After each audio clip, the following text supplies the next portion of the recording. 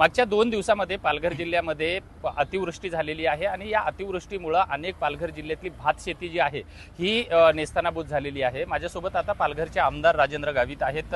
Sir, काय सांगणार की पूर्ण या ठिकाणचा शेतकरी जो आहे हा कुठेतरी उद्ध्वस्त होताना आपल्याला पाहायला मिळत आहे। याच्या अगोदर एक अतिवृष्टी झाली, आता एक पुन्हा अतिवृष्टी झालेली आहे। ह्या परतीच्या पावसानं शेतकऱ्यांना नाकेनऊ आणलेलं आहे। याबाबत आपण शासन स्तरावरती काय पाठपुरावा केलाय? ही वस्तुस्थिती आहे की यापूर्वी सुद्धा अशा प्रकारे अतिवृष्टीमुळे मोठ्या प्रमाणावर संपूर्ण महाराष्ट्रामध्ये नुकसान झालं होतं।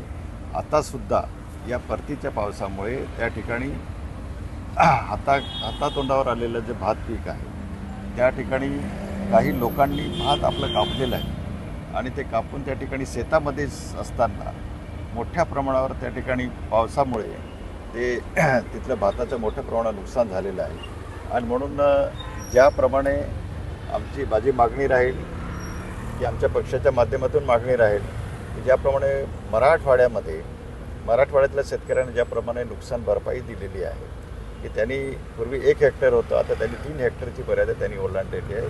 आणि NDRFचे जे नाम्स होते ते सुद्धा त्या ठिकाणी बाजूला ठेवून या सरकारने राज्याचे मुख्यमंत्री आणि दोन्ही उपमुख्यमंत्र्यांनी अत्यंत ऐतिहासिक अशा प्रकारचा जो निर्णय घेतलेला आहे आणि मराठवाड्याच्या धर्तीवरती जसं शेतकऱ्यांचं नुकसान भरपाई देत आहेत त्याच पद्धतीने तशी नुकसान भरपाई या पालघर जिल्ह्यातसुद्धा द्यावी।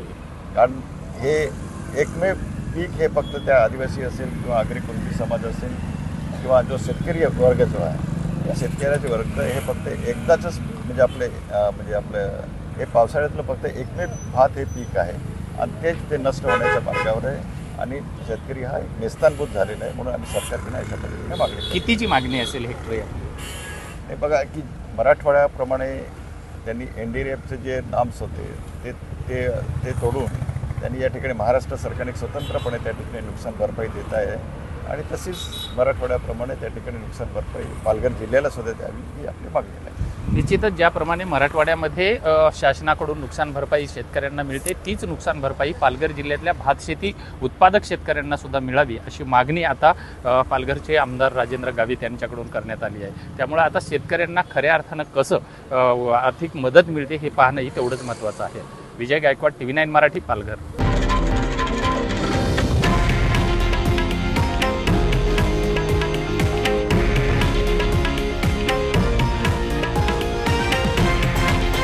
हे आहे देशातील नंबर 1 न्यूज नेटवर्क आणि आपण पाहत आहात TV9 मराठी, एकमेव।